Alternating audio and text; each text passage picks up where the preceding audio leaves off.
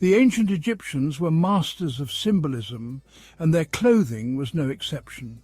Every garment, from the simplest loincloth to the most elaborate headdress, told a story.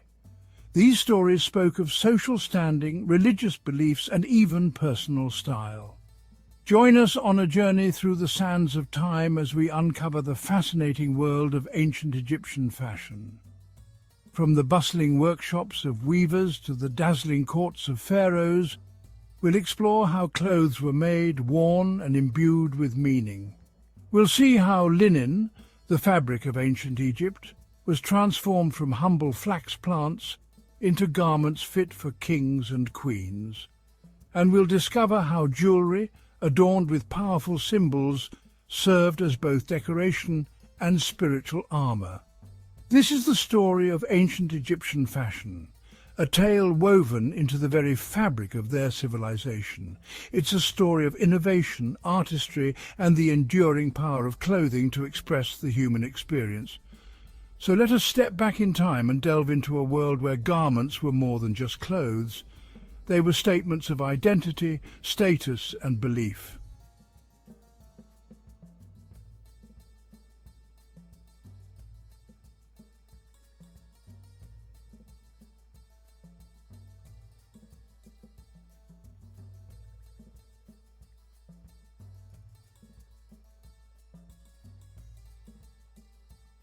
The lifeblood of ancient Egyptian fashion flowed from a single remarkable plant, flax.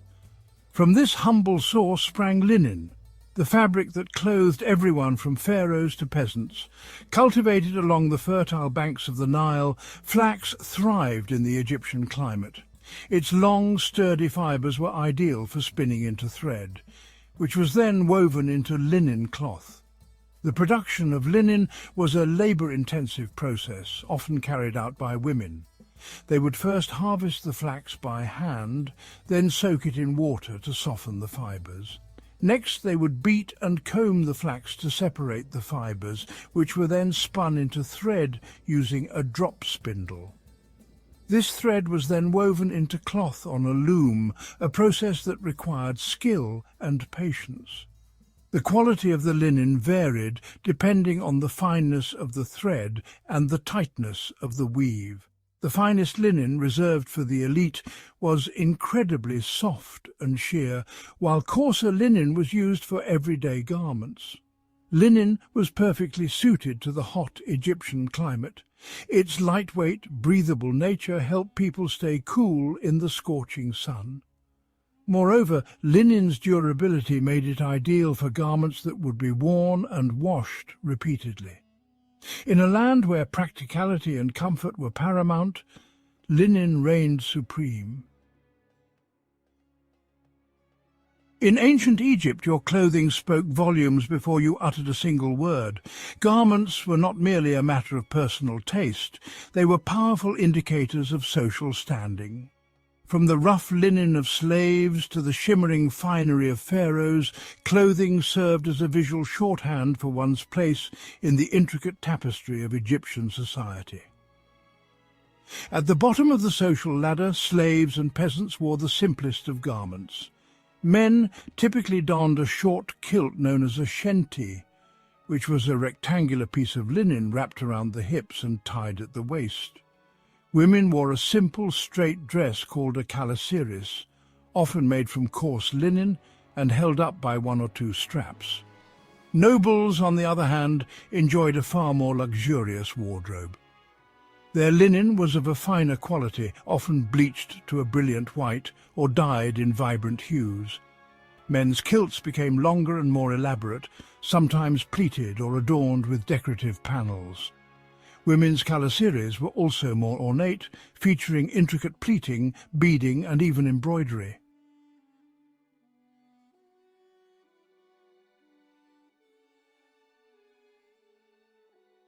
At the pinnacle of Egyptian society stood the pharaoh, whose clothing was a dazzling display of wealth and power. Pharaohs donned the finest linen garments, often embellished with gold thread, precious stones, and intricate embroidery. Their regalia included elaborate headdresses, jewelled collars, and even leopard skins, a symbol of their divine status. Clothing in ancient Egypt was more than just fabric and thread. It was a language of power woven into the very fabric of their society. From the humblest peasant to the mighty pharaoh, each garment told a story of social standing and the intricate web of relationships that defined life in ancient Egypt. Jewellery in ancient Egypt was more than just decorative. It held significant cultural and spiritual meaning. Both men and women adorned themselves with a variety of pieces, from rings and bracelets to necklaces and earrings. Gold was the most prized material, believed to be the flesh of the gods. Precious stones like turquoise, lapis lazuli and carnelian were commonly used, each carrying its own symbolism and protective properties. The Egyptians believed that jewellery could protect them from evil spirits and bring good fortune. Amulets, often shaped like animals or symbols, were particularly popular for their supposed magical powers. Even in death, Egyptians were buried with their jewellery, ensuring they would be well equipped in the afterlife. The craftsmanship of these pieces was exquisite, showcasing the skill and artistry of ancient Egyptian jewellers. So, in essence, jewellery in ancient Egypt was a blend of beauty, belief and protection, deeply intertwined with their daily lives and spiritual practices. The royal attire of ancient Egypt was, well, nothing short of magnificent. Pharaohs and queens adorned themselves in the finest linens, often dyed in vibrant colours. Their garments were elaborately pleated and sometimes even embroidered with gold thread. Accessories were equally opulent. Crowns, headdresses, and an array of jewellery, including broad collars, bracelets and anklets, signified their divine status and immense wealth. These items were not just for show. They were symbols of power and protection, believed to have magical properties. Children in ancient Egypt typically wore simple clothing, often just a basic tunic or a loincloth. As they grew older, their attire became more elaborate, mirroring adult fashion. Adornments for children included small amulets and jewellery, believed to offer protection from harm and evil spirits. Interestingly, both boys and girls wore their hair in a distinctive sidelock, a style that denoted their youth. As with adults, the materials and designs of children's clothing and accessories varied according to their family's social status. Hairstyles in ancient Egypt were quite elaborate, often involving wigs made of human hair or plant fibres. Both men and women took great care in their appearance, using a variety of oils and perfumes to maintain their hair and skin.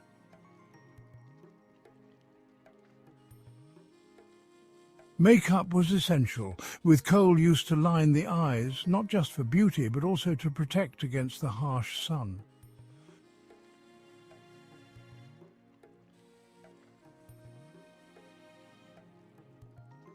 Footwear, on the other hand, was relatively simple. Most people went barefoot, but sandals made of papyrus or leather were worn by those who could afford them, especially during special occasions or ceremonies. The fashion of ancient Egypt has left an enduring legacy that continues to influence modern design.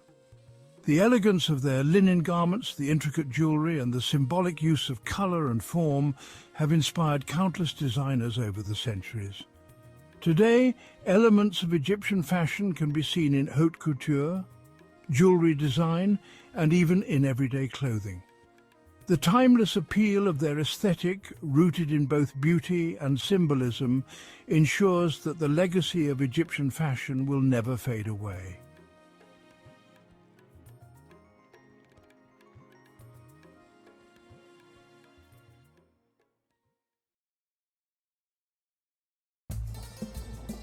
Ancient Egypt, a land of majestic pyramids and colossal temples.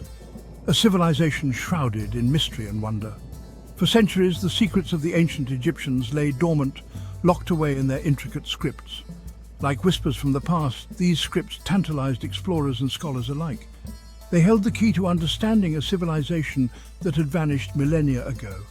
The sands of time had buried the stories, beliefs and knowledge of the ancient Egyptians, but the discovery of these scripts sparked a quest for knowledge. It was a quest to decipher the symbols and unlock the secrets of this ancient world.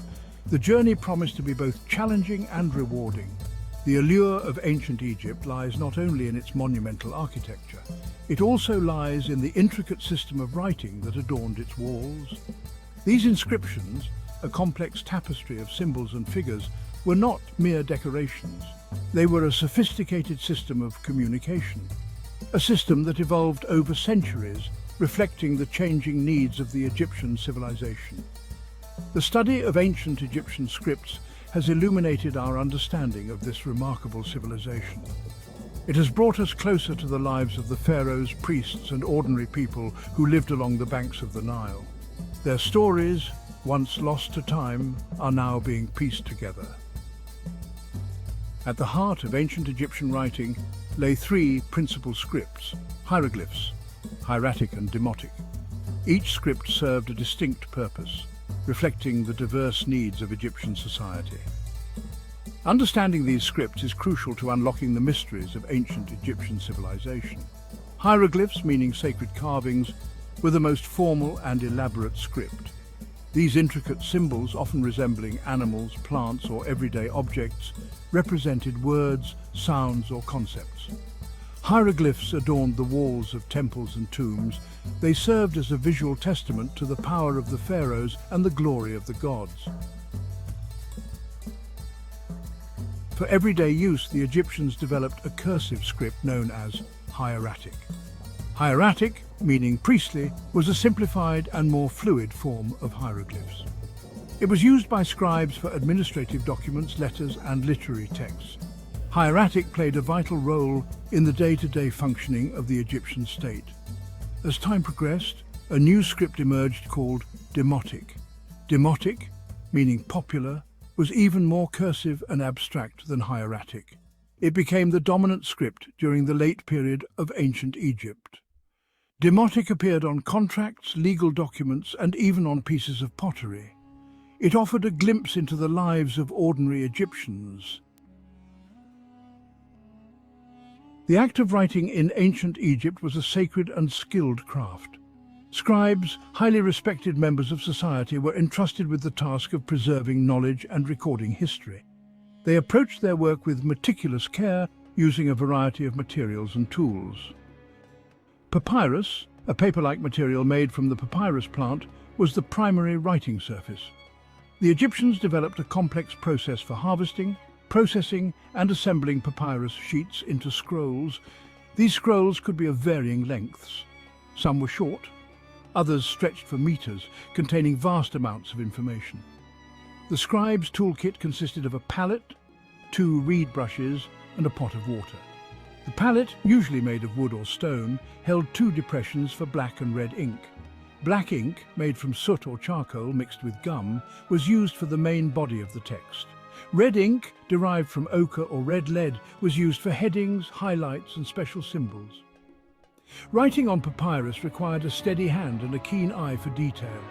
Scribes used the 2 reed brushes with varying thicknesses to create different stroke widths. The brushes were dipped in water and then into the ink, carefully controlling the flow of ink onto the papyrus.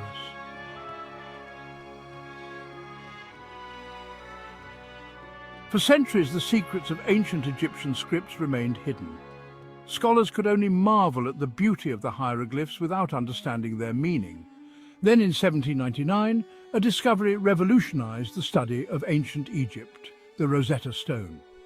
The Rosetta Stone, a large slab of black granite, was unearthed by French soldiers in the Egyptian port city of Rosetta.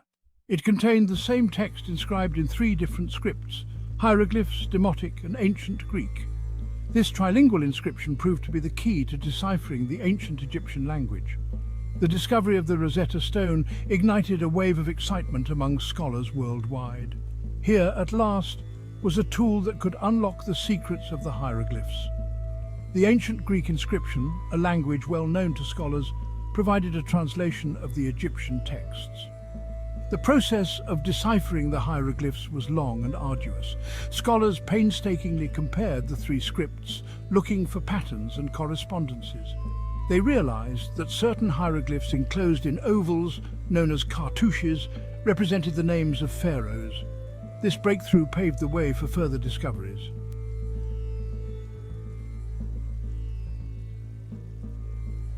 The Egyptian language, like all languages, was not static. It evolved over millennia, adapting to changing social and cultural influences. Understanding this linguistic evolution is crucial to grasping the nuances of ancient Egyptian texts. The earliest known stage of the Egyptian language is Old Egyptian, spoken from the early dynastic period to the end of the Old Kingdom. Old Egyptian laid the foundation for later stages of the language. It is characterized by its complex grammar and distinctive vocabulary. As time progressed, Old Egyptian gave way to Middle Egyptian, spoken during the Middle Kingdom and Second Intermediate period. Middle Egyptian exhibited some grammatical simplifications compared to its predecessor. It became the language of classical literature and religious texts. During the New Kingdom, Late Egyptian emerged as the dominant language. Late Egyptian witnessed further grammatical changes and saw the introduction of new words. It was the language of administration, diplomacy, and everyday life. The final stage of the Egyptian language was Coptic, which emerged in the Roman period. Coptic, written using the Greek alphabet, incorporated elements of Greek vocabulary. It was primarily used by the Coptic Christian community and eventually faded out as Arabic became the dominant language of Egypt.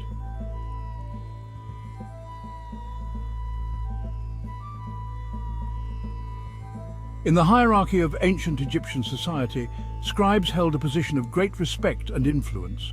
They were the guardians of knowledge, responsible for preserving and transmitting information across generations. Their skills were essential to the functioning of the Egyptian state.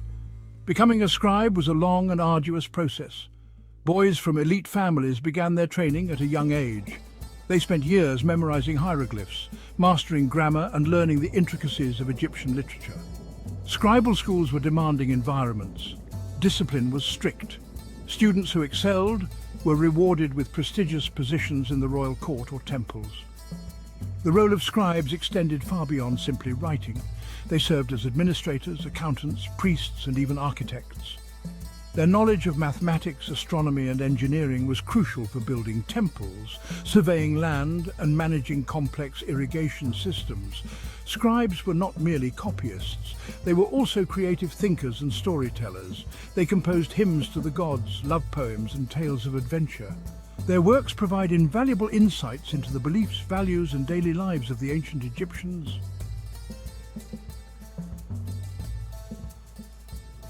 The legacy of ancient Egyptian scripts is profound and enduring.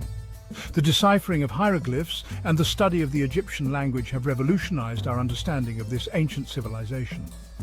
We can now read the words of pharaohs, explore the beliefs of priests, and delve into the lives of ordinary people.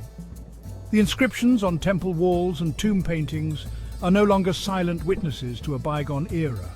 They speak to us across millennia, revealing the hopes, dreams, and fears of a civilization that flourished along the banks of the Nile. We can now appreciate the artistry of their writing, the complexity of their language, and the depth of their knowledge. The study of ancient Egyptian scripts is an ongoing endeavor. New discoveries are constantly being made, shedding further light on this fascinating civilization. Each inscription deciphered, each text translated, brings us one step closer to unraveling the mysteries of ancient Egypt.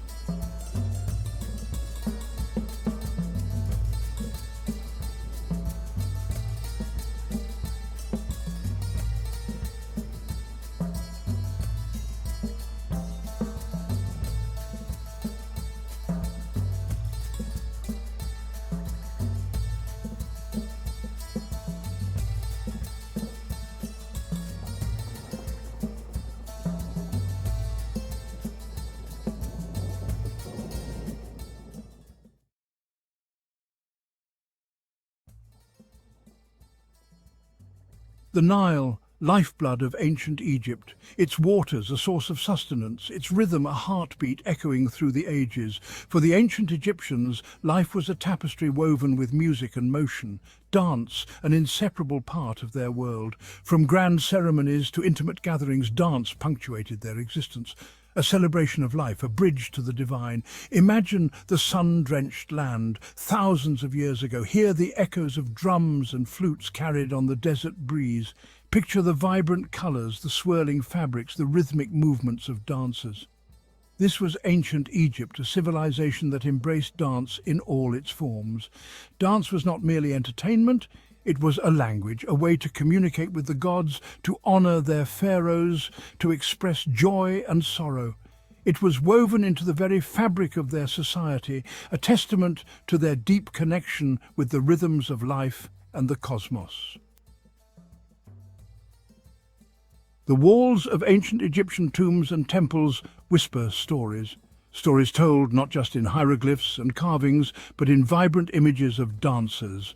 These paintings, frozen moments in time, offer a glimpse into the past. They capture the grace, the athleticism, and the sheer joy of dance in ancient Egypt. Look closely at the murals. Notice the elegant postures of the dancers, their limbs contorted in seemingly impossible positions. See the energy radiating from their bodies, the smiles on their faces. These images are not mere decorations, they are snapshots of a culture that lived and breathed dance. The tombs of the nobles are particularly revealing. Here, scenes of daily life unfold, including depictions of dancers entertaining at banquets. These images show us that dance was not just for rituals and ceremonies, it was also a part of everyday life, a source of pleasure and amusement. The evidence is clear. Dance was ubiquitous in ancient Egypt, permeating every level of society. From the pharaoh to the peasant, everyone danced. In the ancient Egyptian worldview, dance held cosmic significance. It was believed to have played a role in the creation of the universe. The god Osiris, often depicted as a mummified king, was also a god of vegetation and rebirth. His annual festival included dances that celebrated the cycle of life, death, and resurrection. Pharaohs used dance to assert their authority and connect with the divine. They performed rituals and dances to reinforce their status as intermediaries. These performances were grand spectacles designed to inspire awe. The said festival was a jubilee celebration performed by pharaohs after 30 years of rule. It included rituals and dances to rejuvenate the pharaoh's strength. Dance was a powerful tool to connect with the divine and ensure cosmic order.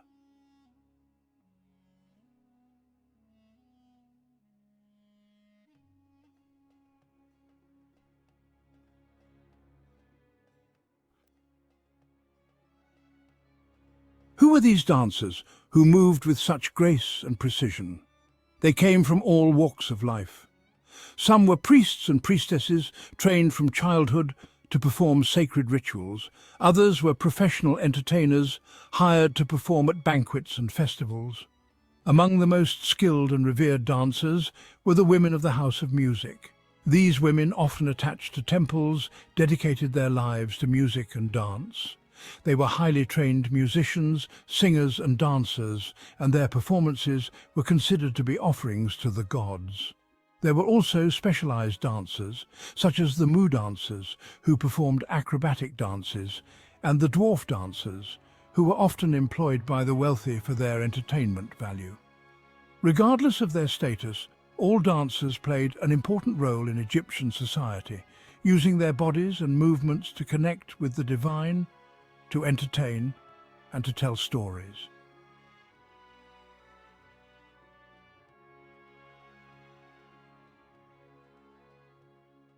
The ancient Egyptians were masters of adornment, and dance costumes were no exception. From the simplest linen kilts to elaborate headdresses and jewellery, dancers adorned themselves in ways that enhanced their movements and added to the visual spectacle. Female dancers often wore long, flowing dresses made of sheer linen. These dresses, sometimes pleated or draped, allowed for freedom of movement while still revealing the contours of the body. They might also wear beaded nets or vests over their dresses, adding another layer of texture and sparkle. Headdresses were an important part of the costume, often signifying the dancer's role or status. Some dancers wore simple wreaths of flowers, while others donned elaborate headdresses made of feathers, beads, and precious metals. These headdresses, some reaching several feet in height, would have swayed and shimmered with the dancer's every move. Dancers also wore jewellery, both real and costume. Necklaces, earrings, bracelets, and anklets all added to the visual impact of the performance. The jingle of these ornaments provided a rhythmic accompaniment to the music and enhanced the dancer's movements.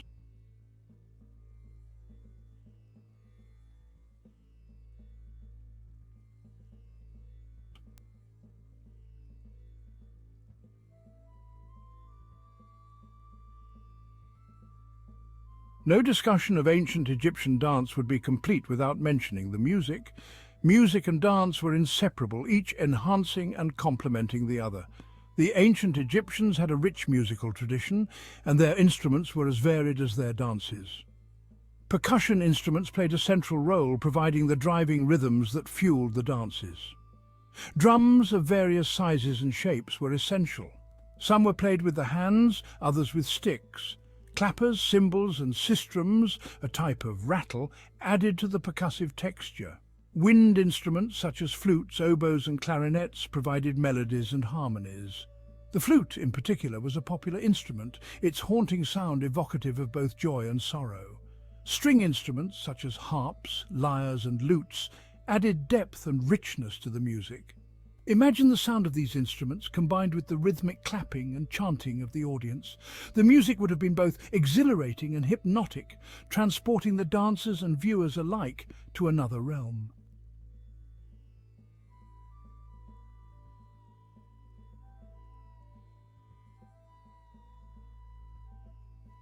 Dance in ancient Egypt was not limited to religious rituals and funerary rites. It was also an integral part of celebrations, festivals, and everyday life. Dances were performed to celebrate births, marriages, harvests, and victories in battle. One of the most important festivals was the annual flooding of the Nile. This event, upon which all life in Egypt depended, was celebrated with great joy and abandon. Dances were performed to honor Hapi, the god of the Nile, and to ensure a bountiful harvest. Fertility dances, often performed by women, were another important genre. These dances, meant to ensure the continuation of life and the prosperity of the land, were characterized by their sensuality and earthiness. They often involved gestures and movements that mimicked the act of procreation.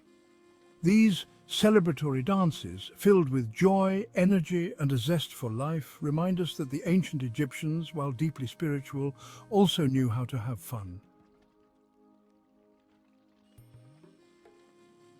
Death for the ancient Egyptians was not an end but a transition.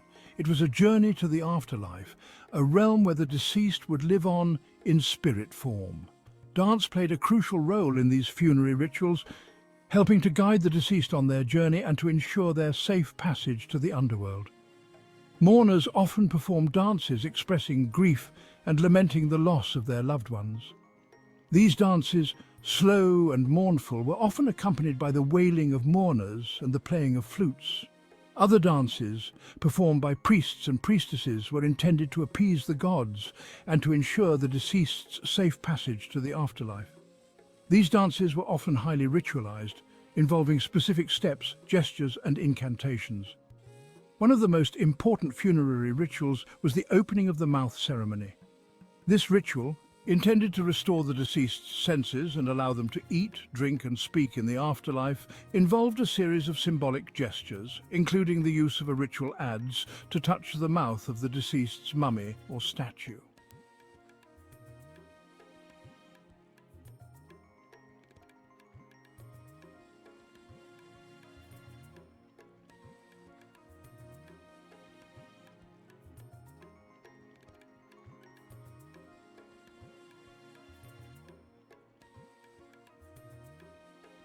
The sands of time have buried much of ancient Egyptian civilization, yet the echoes of their dances still resonate. We find them in the graceful movements of belly dance, a dance form with roots in ancient Egyptian rituals and traditions. The undulating torso, the fluid arm movements, the emphasis on feminine grace and sensuality. These elements of belly dance can be traced back to the dances depicted in ancient Egyptian art. While the exact steps and movements have evolved over the centuries, the essence of ancient Egyptian dance lives on. The influence of ancient Egyptian dance can also be seen in other art forms, from the stylized movements of Egyptian folk dances to the choreography of modern ballets and operas inspired by ancient Egyptian themes.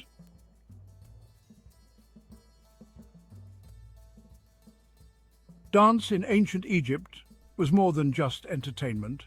It was a way of life, a language, a bridge to the divine.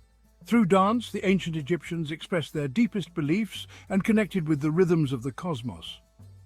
The legacy of ancient Egyptian dance lives on in the images carved on tombs and temples. As we gaze upon the pyramids and temples, let us remember the dances that once animated these spaces. Let us marvel at the enduring power of dance to connect us to the past.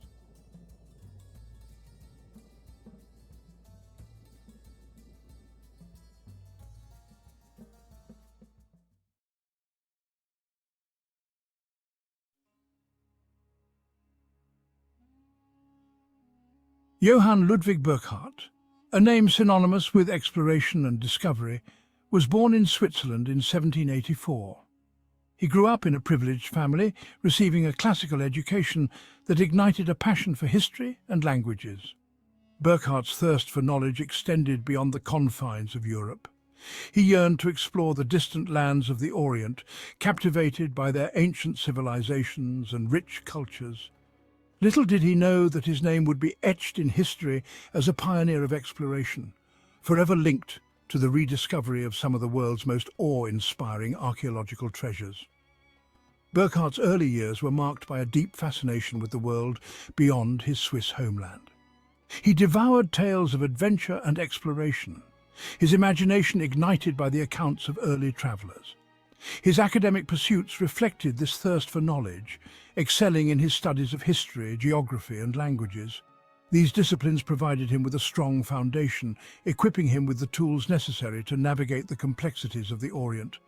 With each passing year, his desire to experience these distant lands firsthand grew stronger, setting the stage for an extraordinary life of exploration and discovery.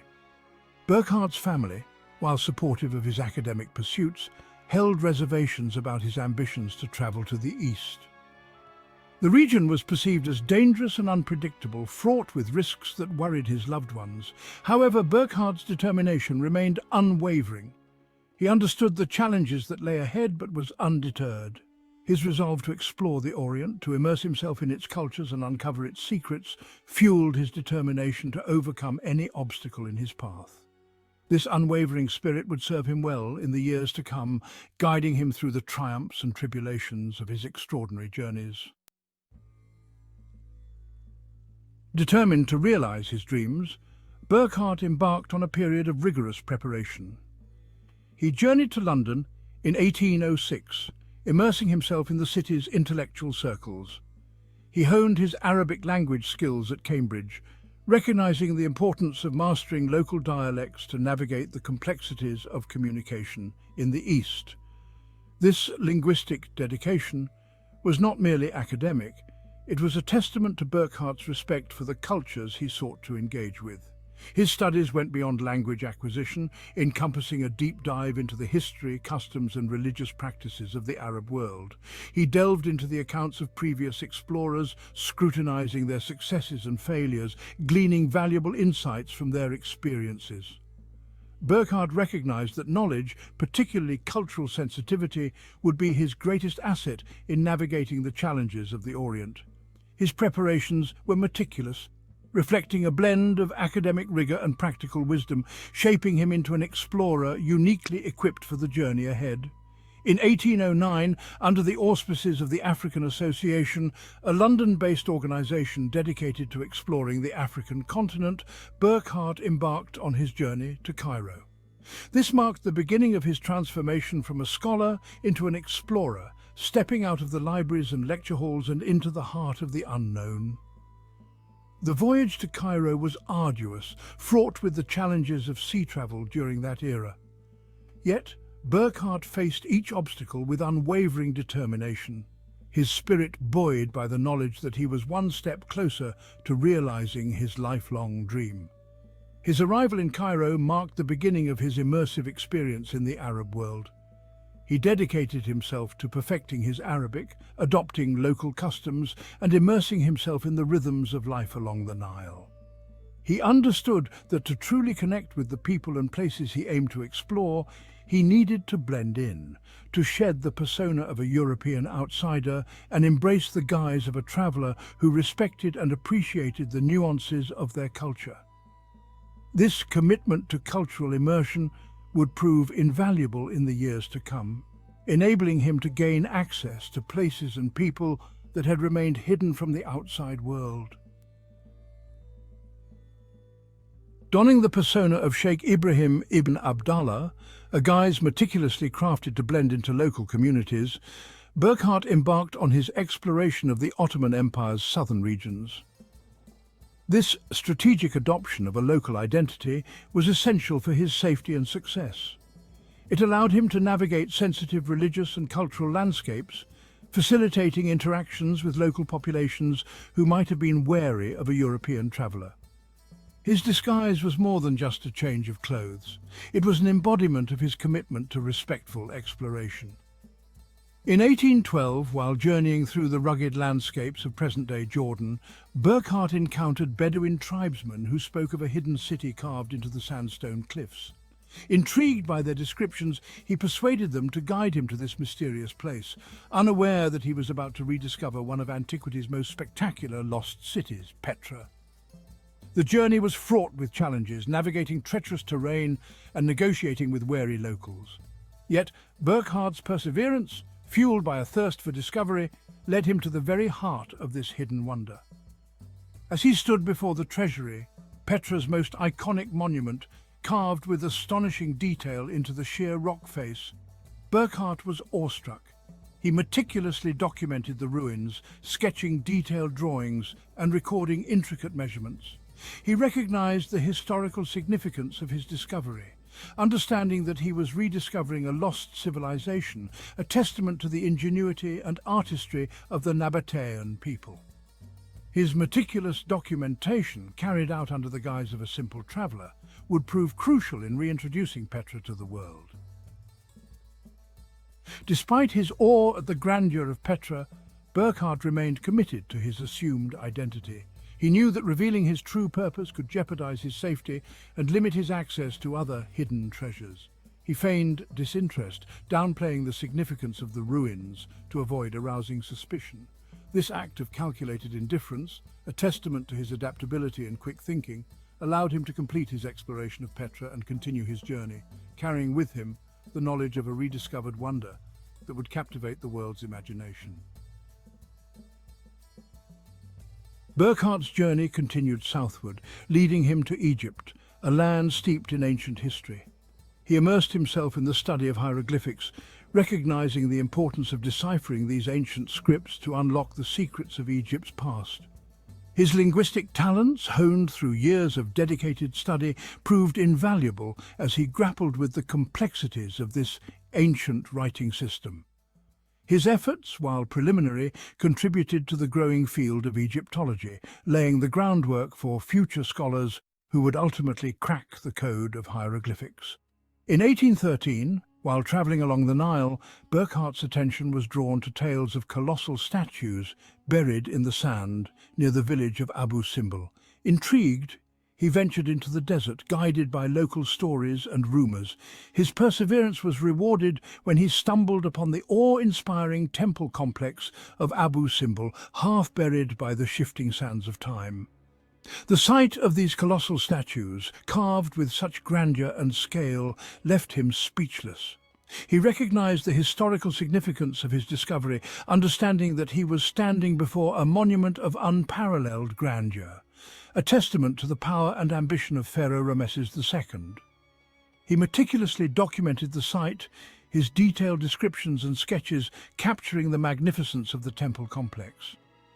Burckhardt's discovery at Abu Simbel, alongside his rediscovery of Petra, cemented his legacy as a pioneer of archaeology, a man who brought to light some of the ancient world's most spectacular treasures. Despite the challenges he faced, the scorching heat, the unforgiving terrain, and the constant need to maintain his assumed identity, Burckhardt's spirit never wavered. He pressed on, driven by an insatiable curiosity and a profound respect for the cultures he encountered. His journey through Egypt was more than just a geographical exploration. It was a testament to the power of human curiosity. A journey that revealed the enduring allure of ancient civilizations and the thrill of uncovering their hidden wonders.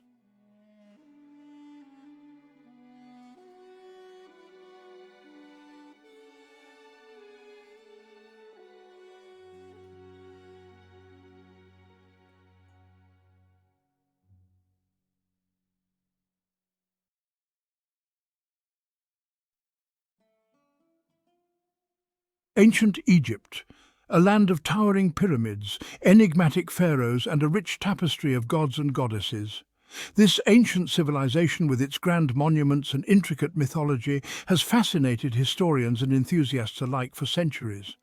It is here, on the fertile banks of the Nile, that our story begins. The river, a lifeline for the people, provided the sustenance needed for agriculture and the flourishing of civilization. Legend tells of a time when the god Seth, consumed by jealousy, murdered his brother Osiris.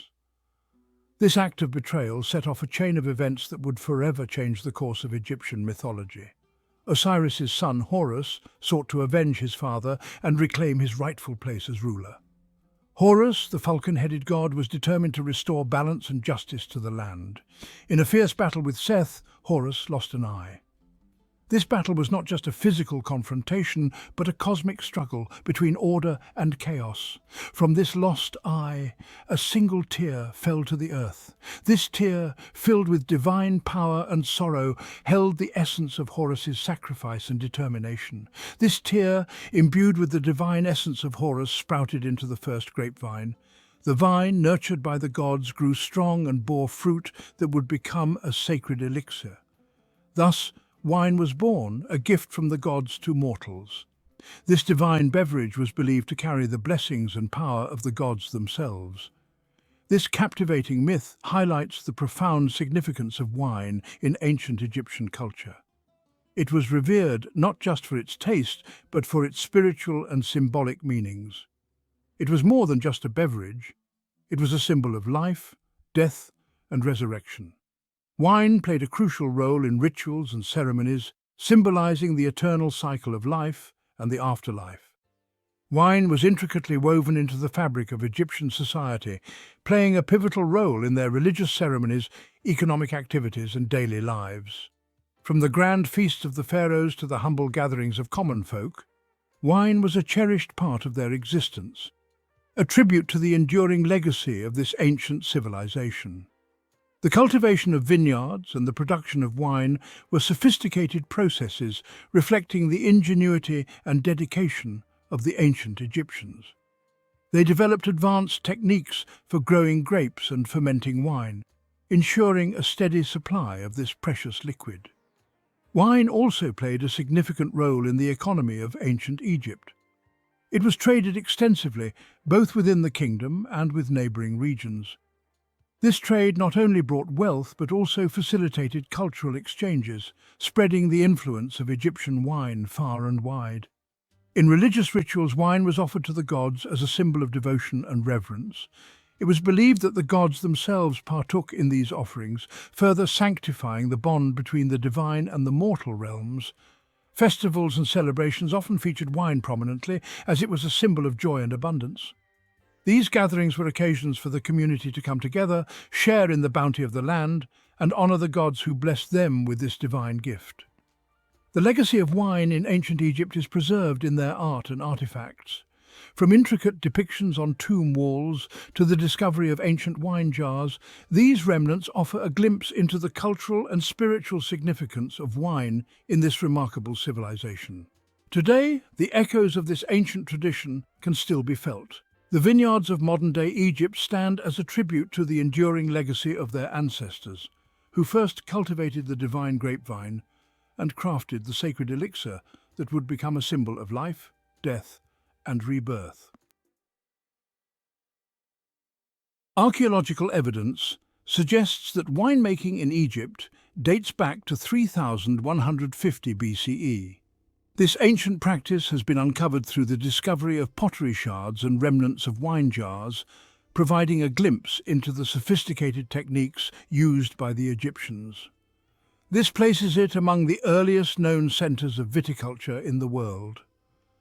The fertile lands along the Nile provided ideal conditions for grape cultivation, making Egypt a prominent player in the early history of winemaking. The ancient Egyptians were skilled vintners, cultivating vineyards along the Nile Delta and producing a variety of wines. These vineyards were meticulously maintained, with workers tending to the vines and ensuring a bountiful harvest each season. The importance of wine is evident in numerous historical texts and tomb paintings. These artworks and writings not only highlight the cultural significance of wine, but also provide detailed accounts of its production and consumption. Wine is frequently mentioned in hieroglyphic inscriptions, often alongside offerings to the gods. These inscriptions reveal that wine was considered a sacred beverage used in religious ceremonies and rituals to honor the deities. Elaborate scenes depict the entire winemaking process, from harvesting grapes to pressing and fermentation. These depictions show the labor-intensive methods employed by the Egyptians, highlighting their dedication to producing high-quality wine. Wine was enjoyed by people from all walks of life, from the pharaoh to the peasant. It was a symbol of social status and celebration, often consumed during feasts and special occasions. It was a staple of the Egyptian diet, consumed daily with meals. Wine accompanied a variety of dishes, enhancing the flavors and making everyday dining a more enjoyable experience. Wine was also an important trade commodity, exported to neighboring lands. The trade of wine helped to establish and strengthen Egypt's connections with other cultures and civilizations, and contributing to Egypt's economic prosperity. The wine trade played a crucial role in the economic development of ancient Egypt, providing wealth and resources that supported the growth of the civilization. The Egyptians also developed advanced methods for storing and preserving wine. Large wine cellars and storage jars were used to keep the wine fresh, ensuring that it could be enjoyed throughout the year. Wine was central to many festivals and celebrations, often used in religious ceremonies to honor the gods. These events were marked by elaborate feasts and communal gatherings where wine flowed freely. The vessels used to store and serve wine were often beautifully decorated, reflecting the importance of wine in Egyptian society. These ornate containers were crafted with great care and skill, showcasing the artistry of the ancient Egyptians. Some wine jars even featured labels and inscriptions indicating the type of wine and its origin. These markings provide valuable insights into the varieties of wine produced and the regions where they were made. The Egyptians were also connoisseurs of wine, with a keen appreciation for its quality and flavor. While wine flowed freely in ancient Egypt, another liquid held equal, if not greater, importance: oil. Just as the Nile nourished their vineyards, it also provided the raw materials for a diverse range of oils, each with unique properties and applications. These oils were not mere cooking ingredients. They were the lifeblood of ancient Egyptian society. They illuminated their homes, adorned their bodies, and played a central role in their religious ceremonies. From the humblest peasant to the mighty pharaoh, life in ancient Egypt was intricately intertwined with the versatile gifts of oil. The production of oil was a meticulous process involving the careful selection and pressing of various plants and seeds. Oils were stored in beautifully crafted jars and amphoras, and they were traded extensively, both within Egypt and with neighboring regions. In daily life, oils were used for cooking, medicinal purposes, and even in beauty rituals, highlighting their multifaceted importance. Temples and religious sites often received offerings of oil, symbolizing purity and devotion, as depicted in numerous hieroglyphs and artworks. During festivals and celebrations, oil lamps would light up the night, creating a warm and inviting atmosphere that brought communities together. Truly, the story of ancient Egypt cannot be told without acknowledging the profound impact of oil on every aspect of their civilization. The ancient Egyptians were masters of extracting oils from a variety of sources. They developed sophisticated techniques to ensure the highest quality of oil. While olives were not native to Egypt, they cultivated other oil-rich plants along the Nile Valley. The fertile soil and abundant water supply made it an ideal location for growing these plants. Flax, sesame, castor beans, and moringa seeds were all prized for their oil content.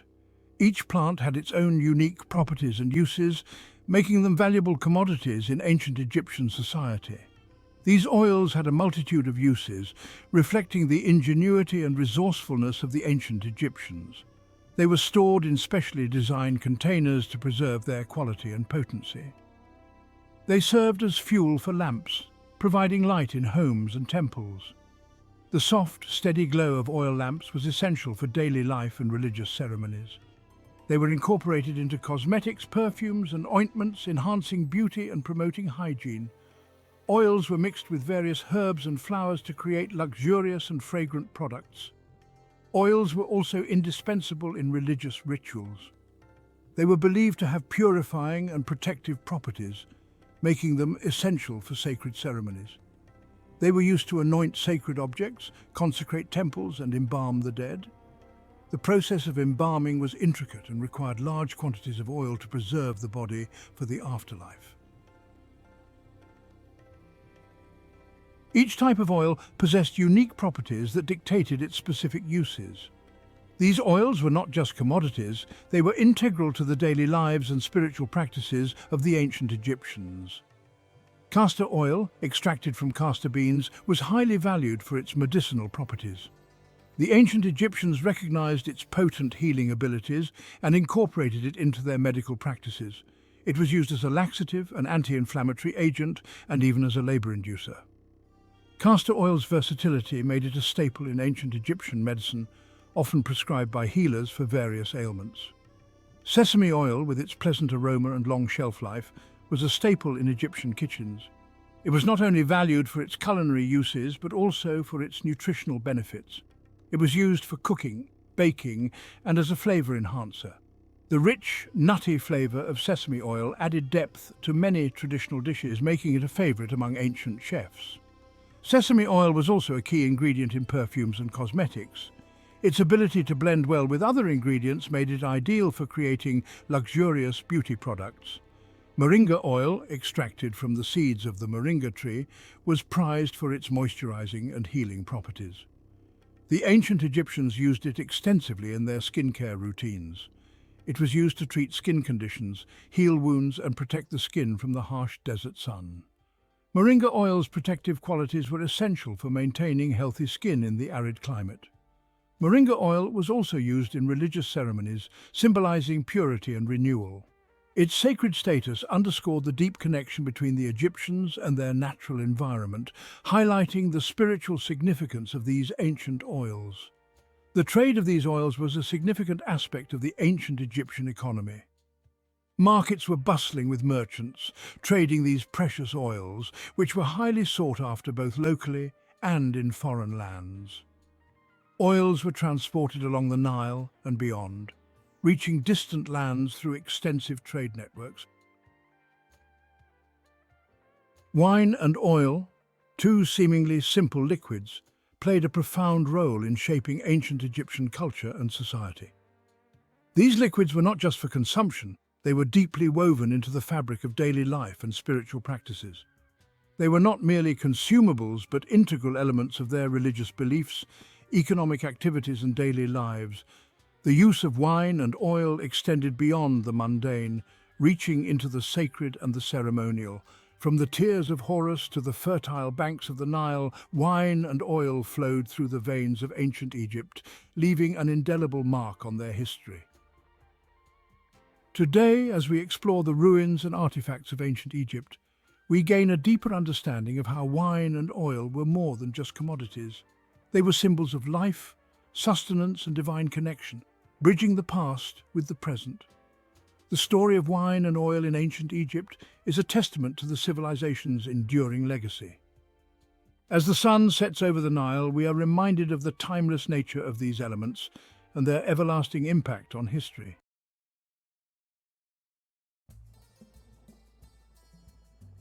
Karnak Temple is a vast temple complex in Egypt, renowned for its immense size and historical significance. It is located on the east bank of the Nile River, which has been a lifeline for civilizations for millennia. Karnak is near the modern city of Luxor, a bustling urban centre that blends ancient history with contemporary life. This ancient site was once the city of Thebes, the capital of ancient Egypt during its New Kingdom period. The temple complex is a marvel of ancient architecture, showcasing the ingenuity and craftsmanship of the ancient Egyptians. It is a testament to the power and artistry of the pharaohs, who commissioned grand structures to honour their gods and themselves. Karnak was built and expanded over many centuries, with each pharaoh adding their own touch to the sprawling complex.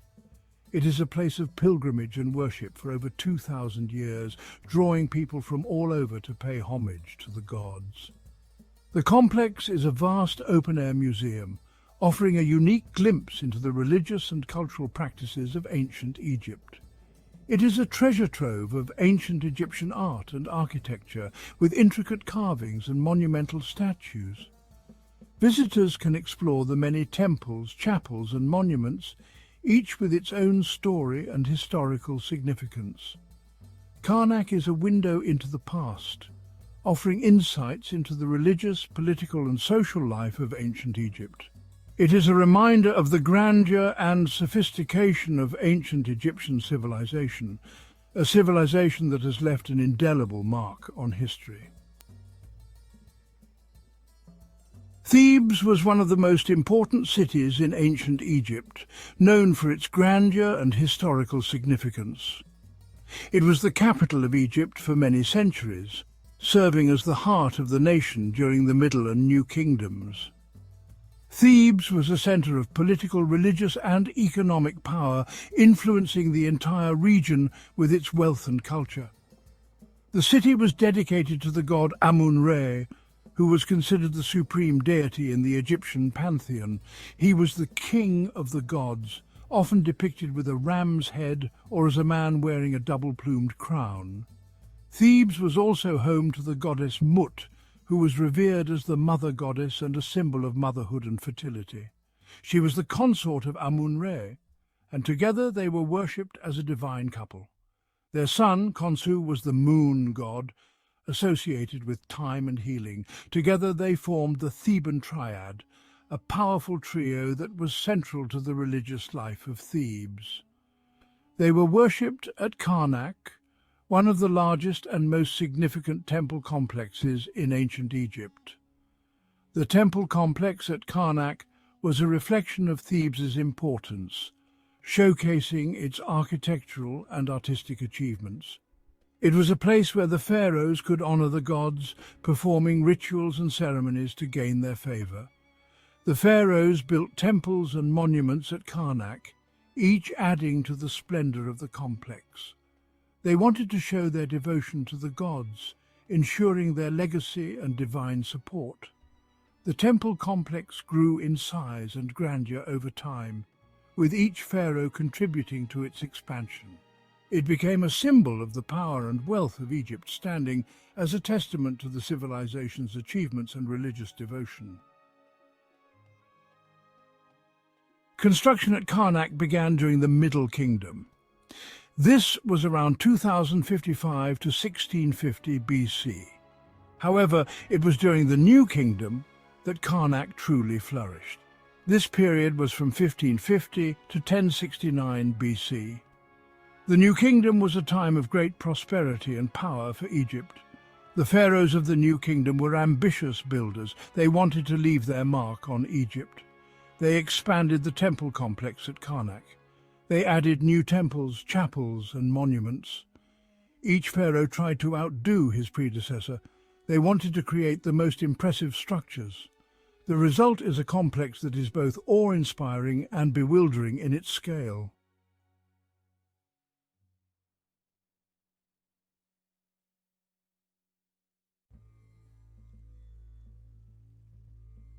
One of the most prolific builders at Karnak was the female pharaoh Hatshepsut. She ruled Egypt from 1478 to 1458 BC. Hatshepsut was a powerful and ambitious ruler. She commissioned many impressive building projects at Karnak. Hatshepsut's most famous contribution to Karnak is her Red Chapel. This is a small but perfectly proportioned shrine. It's made of red quartzite. The Red Chapel was once adorned with brilliant reliefs. It is a testament to Hatshepsut's artistry and her devotion to the gods. Hatshepsut also erected two massive obelisks at Karnak. These towering monuments were once the tallest structures in the world. They are a symbol of Hatshepsut's power and ambition.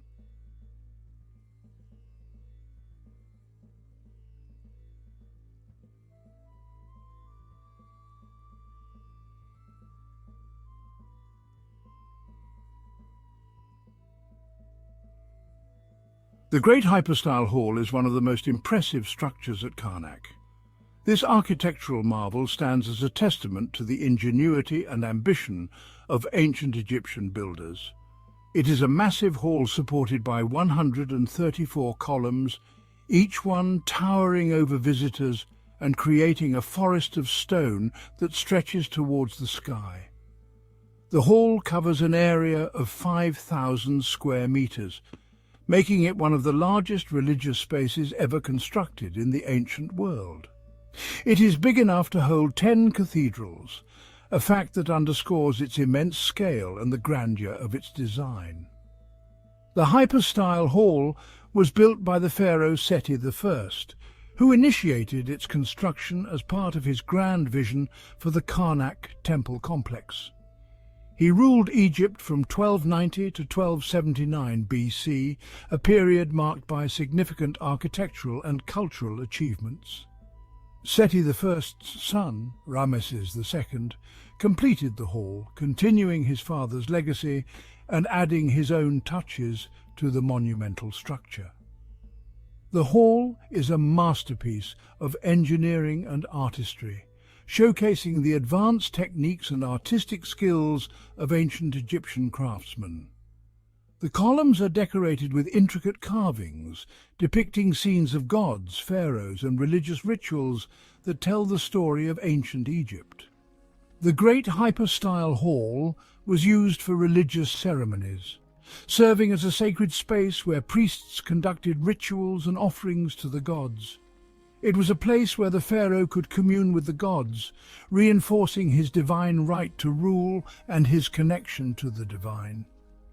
The hall is a testament to the power and grandeur of the new kingdom, reflecting the might and religious devotion of the pharaohs who built it. Section 6. The Temple's later years. The New Kingdom came to an end around 1069 BC. Egypt entered a period of decline. The temple complex at Karnak was still used for religious purposes. However, it was no longer expanded or embellished. In later centuries, Karnak was occupied by the Romans. They added their own touches to the complex. They built a temple to the god Jupiter. The Romans also converted some of the existing temples into churches. After the fall of the Roman Empire, Karnak was abandoned. It fell into ruin. The desert sands slowly buried the temple complex. Rediscovering a lost world. For centuries, Karnak lay forgotten. The local people knew of its existence. However, the outside world had no idea of its scale or grandeur. In the 18th century, European explorers began to rediscover the wonders of ancient Egypt. In 1798, Napoleon Bonaparte launched his expedition to Egypt. He brought with him a team of scholars and scientists. They were tasked with documenting the ancient monuments of Egypt. The team produced detailed drawings and descriptions of Karnak. These publications helped to spark a wave of interest in ancient Egypt. In the 19th century, archaeologists began to excavate Karnak in earnest. They uncovered the temple complex. Karnak, a World Heritage Site. Today, Karnak is one of the most popular tourist destinations in Egypt. It is a UNESCO World Heritage Site. The complex is visited by millions of people every year. Karnak is an important site for archaeologists and historians.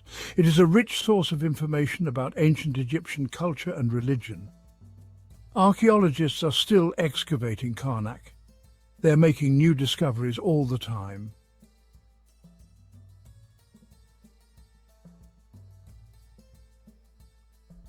The Karnak Temple complex is a timeless wonder. It is a testament to the ingenuity, artistry and devotion of the ancient Egyptians. Karnak is a place of pilgrimage, worship and wonder for over 2,000 years. It continues to inspire us today. As the sun sets over Karnak, it casts long shadows over the ancient stones. It is a reminder of the passage of time. Karnak is a place where the past feels very much alive. It is a place where we can connect with the ancient world.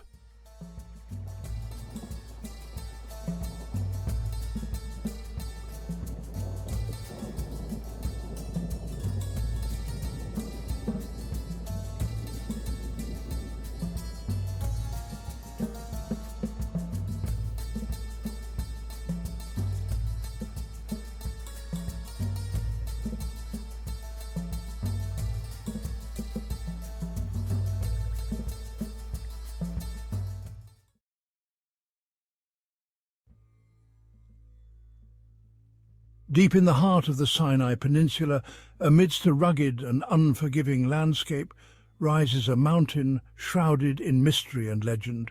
This is a place where the harshness of the desert meets the sublime beauty of nature, creating a setting that feels both timeless and otherworldly.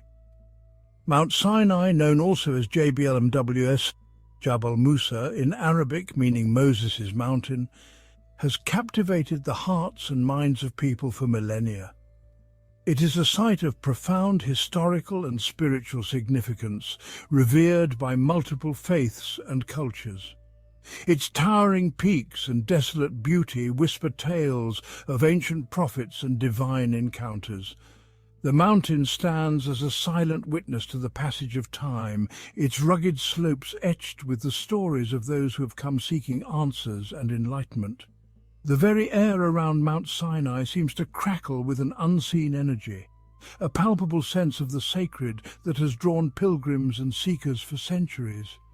Each step taken on its ancient paths feels like a journey through history, a connection to something greater than oneself. The silence of the desert, broken only by the wind whistling through the canyons, invites contemplation and introspection. It is a silence that speaks volumes, offering a space for reflection and a deeper understanding of one's place in the universe. It is a place where the veil between the earthly and the divine feels thin, where the echoes of ancient events still reverberate through the ages. The ancient ruins and relics scattered across the mountains serve as a testament to its enduring significance, a reminder of the countless souls who have been touched by its mystique. The history of Mount Sinai stretches back through the mists of time, intertwined with the very fabric of human civilization. The earliest mention of the mountain can be traced back to ancient Egyptian texts, where it was known as the Mountain of the Moon. The Egyptians believed that the goddess Hathor, the deity of love, beauty, music, dancing, fertility and joy, resided on the mountain. They mined turquoise in the area and built temples at its base, evidence of their deep reverence for this sacred place. The legacy of their presence can still be seen today in the ruins and artifacts scattered across the landscape. Mount Sinai holds a unique place in the history of the world's great Abrahamic religions. For Jews, Christians, and Muslims alike, it is revered as the site where Moses received the Ten Commandments from God. This pivotal event, recounted in the book of Exodus, forever linked Mount Sinai with divine revelation and the establishment of moral law. For Christians, Mount Sinai represents the tangible manifestation of God's covenant with his people. It symbolizes the meeting point between heaven and earth, a place where the divine will was made known to humanity. Muslims too revere Moses as a prophet and recognize the importance of Mount Sinai in his story.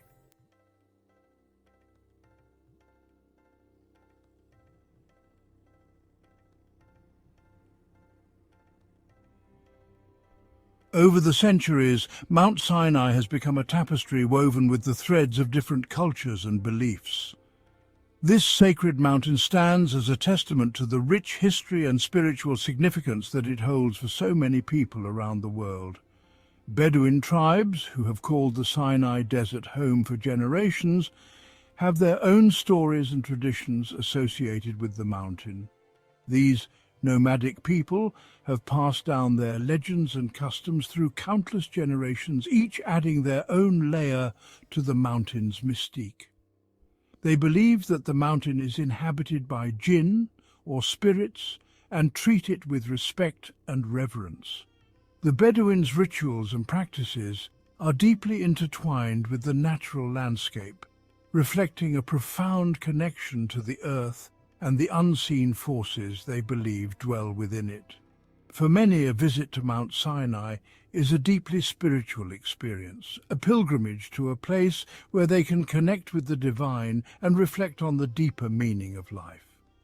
Pilgrims from various faiths come here seeking solace, enlightenment, and a sense of peace that only such a sacred site can provide. The mountain has a way of stripping away the superficial and revealing the raw essence of the human spirit.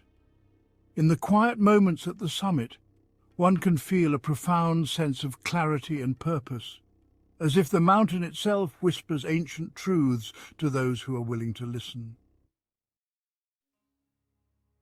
Beyond its religious and historical significance, Mount Sinai is also home to a surprising array of natural wonders. Hidden within its canyons and valleys are ancient rock formations, secret springs, and a diverse range of plant and animal life. The mountain is a haven for ibexes, gazelles, and other desert creatures that have adapted to its harsh conditions. In an age of globalization and technological advancement, it is easy to feel disconnected from the natural world and the spiritual dimensions of life. Yet, Mount Sinai stands as a timeless reminder of the enduring power of faith, the beauty of the natural world, and the interconnectedness of all things. Whether one is drawn to Mount Sinai for its religious significance, its historical legacy, or simply its raw natural beauty, the mountain has a way of leaving an indelible mark on the soul. It is a place that challenges, inspires, and ultimately transforms.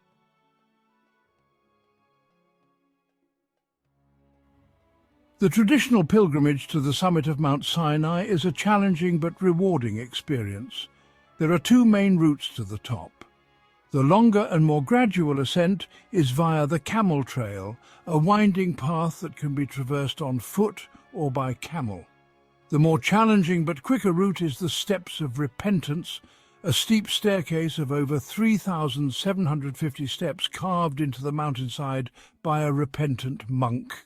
The ascent is usually made at night to avoid the scorching heat of the day and to reach the summit in time for sunrise.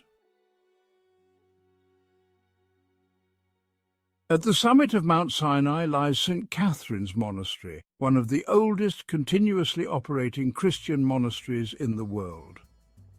Founded in the 6th century AD, the monastery is a UNESCO World Heritage Site and houses a treasure trove of religious art, manuscripts and icons. The monastery's library is renowned for its collection of ancient texts, including the Codex Sinaiticus, one of the oldest surviving manuscripts of the Bible. The monastery is a testament to the enduring power of faith and the human spirit's ability to thrive in even the harshest of environments.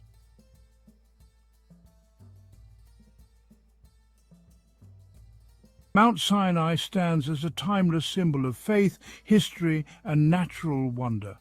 For millennia, its towering peaks have drawn pilgrims, adventurers, and seekers from all over the world. Its story is interwoven with the very fabric of human civilization, and its legacy continues to inspire and intrigue us today. As long as humans gaze up at the stars and ponder the mysteries of life, Mount Sinai will continue to hold a special place in our hearts and imaginations.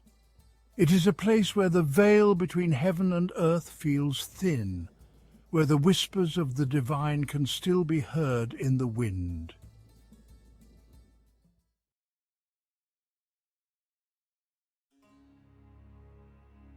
Ancient Egypt. The name conjures images of towering pyramids, enigmatic pharaohs, and hieroglyphs whispering secrets across millennia. This civilization, nestled along the fertile Nile River, stands as one of the most significant in human history. Its legacy echoes through time, influencing art, architecture, religion, and governance for thousands of years. Emerging around 3000 BC, ancient Egypt blossomed in a period when most of the world was still grappling with rudimentary forms of society. This remarkable civilization, with its sophisticated systems of writing, government, and cosmology, left an indelible mark on the trajectory of human development. From the moment its first dynasty took power to the twilight of its final pharaoh, ancient Egypt was a beacon of innovation and culture. Its story is a tapestry woven from the threads of ambition, faith, and the relentless pursuit of order in a world often defined by chaos.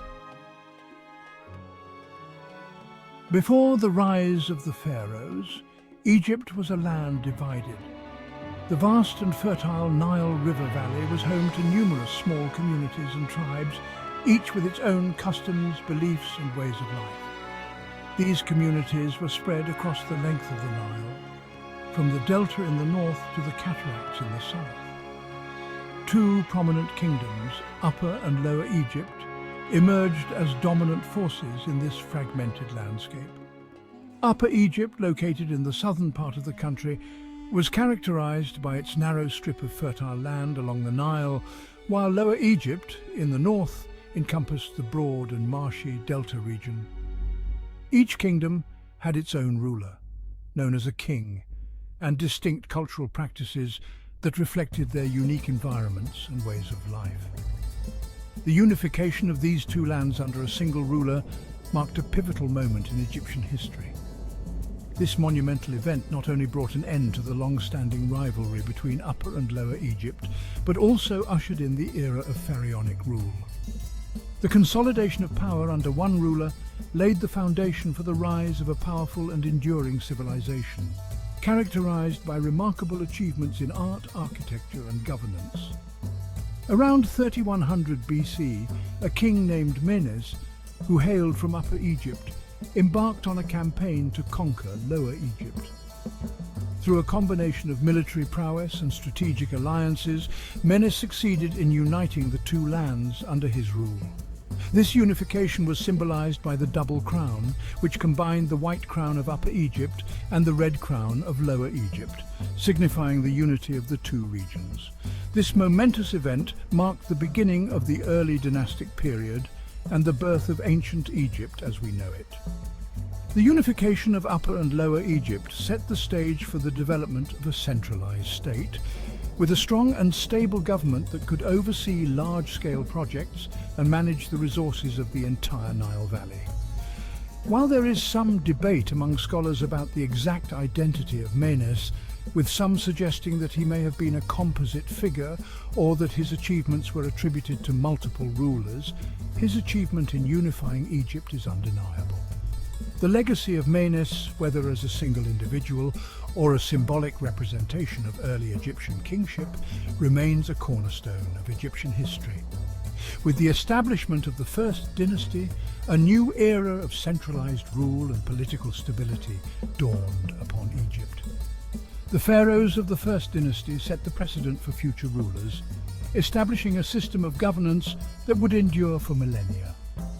This centralized authority allowed for the efficient administration of the kingdom, the collection of taxes, and the organization of labor for monumental building projects.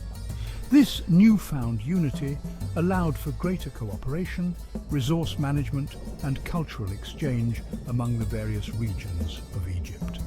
The centralized government facilitated the construction of impressive architectural feats such as the early pyramids and temples, and the development of a sophisticated system of writing and record-keeping. These achievements set the stage for the remarkable accomplishments that would characterize the Old Kingdom period, often referred to as the Age of the Pyramids, when Egypt reached new heights of cultural and technological advancement. The early pharaohs were not merely rulers, they were considered divine beings, intermediaries between the gods and humanity. They were seen as the earthly embodiment of the gods, with a divine right to rule. This belief granted them unparalleled authority and reverence among their subjects. They wielded absolute power, controlling all aspects of Egyptian life, from the construction of monumental tombs and temples to the management of agriculture and trade. The pharaohs oversaw the building of grand structures that would stand the test of time, serving as both tombs and temples to honor the gods and themselves. Their influence extended to the fertile lands along the Nile, where they directed agricultural practices to ensure bountiful harvests, which were crucial for the sustenance of their people and the prosperity of their kingdom. Trade routes were established and maintained under their watchful eyes, bringing in goods and wealth from distant lands. Their reigns were marked by ambitious building projects, military campaigns, and the development of a complex administrative system that would serve as the backbone of Egyptian society for centuries to come. These projects were not just displays of power, but also served practical purposes, such as fortifying the kingdom's defenses and showcasing their divine favor. The military campaigns expanded their territories and brought in resources, while the administrative system ensured that the vast empire was efficiently managed, with a bureaucracy that kept meticulous records and facilitated the smooth running of the state. One of the most significant figures of this early period was King Djoser, the second pharaoh of the Third Dynasty. His reign marked a period of great innovation and development in ancient Egypt. Djoser is credited with commissioning the construction of the Step Pyramid at Saqqara, the earliest known example of a monumental stone structure in Egypt. This pyramid was a revolutionary architectural feat, setting a precedent for future constructions. It was not just a tomb, but a symbol of the pharaoh's divine power and a testament to the advanced engineering skills of the ancient Egyptians. This innovative pyramid, designed by the architect Imhotep, marked a turning point in Egyptian architecture and funerary practices. Imhotep, who was later deified, introduced the use of stone as a building material, which allowed for more durable and grandiose structures. The Step Pyramid's design influenced the construction of subsequent pyramids and became a model for future generations. Another prominent ruler of this era was King Sneferu, the founder of the Fourth Dynasty. His reign was characterized by significant architectural and military achievements. Sneferu was a prolific builder, credited with the construction of at least 3 major pyramids. These included the Bent Pyramid and the Red Pyramid, which showcased advancements in engineering and construction techniques. His ambitious building projects not only demonstrated his power, but also laid the groundwork for the construction of the Great Pyramids of Giza by his successors. His reign was also marked by military campaigns into Nubia and Libya, expanding the borders of the Egyptian state and securing valuable resources. These campaigns were crucial for the kingdom's economic stability and growth, as they brought in gold, slaves, and other resources that bolstered the pharaoh's wealth and power. Sneferu's military prowess and strategic acumen ensured that Egypt remained a dominant force in the region, with a legacy that would influence future generations of rulers.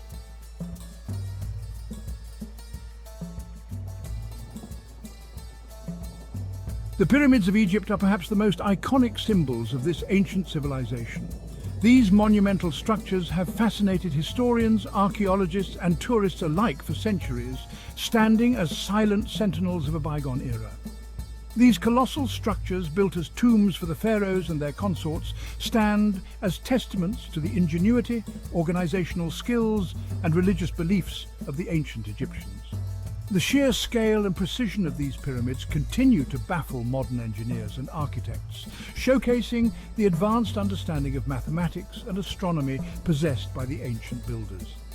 The construction of these massive monuments required an immense amount of labor and resources, reflecting the pharaohs' absolute power and their desire to leave an enduring legacy in the sands of time. Thousands of laborers, including skilled artisans, craftsmen and farmers during the off-season, worked tirelessly to ensure the completion of these grand projects. The logistics involved in quarrying, transporting and assembling the massive stone blocks are a testament to the highly organized society of ancient Egypt. The early pyramids were not without their challenges. The process of trial and error played a significant role in the evolution of pyramid construction techniques. Sneferu's first attempt at building a true smooth-sided pyramid, known as the Megiddo pyramid, ended in partial collapse during construction. This failure provided valuable lessons that informed future architectural endeavors. Undeterred, he embarked on the construction of another pyramid, the Bent Pyramid, which, while successfully completed, exhibits a peculiar bent slope, likely due to adjustments made during construction to prevent further instability. This unique structure stands as a testament to the adaptive and innovative spirit of ancient Egyptian architects. Sneferu's final pyramid, the Red Pyramid, was a triumph of engineering and design. This pyramid marked a significant milestone in the evolution of pyramid construction, showcasing a perfected technique that would influence future generations. It was the first successful true pyramid, with smooth sides rising at a consistent angle to a pointed apex. The Red Pyramid's success laid the groundwork for the construction of even more ambitious projects. The Red Pyramid served as a model for the Great Pyramid of Giza, built by Sneferu's son, Khufu, and considered one of the 7 wonders of the ancient world. The Great Pyramid, with its precise alignment to the cardinal points and its massive scale, remains one of the most studied and admired structures in human history. It continues to inspire awe and wonder, symbolizing the enduring legacy of ancient Egypt's architectural and cultural achievements.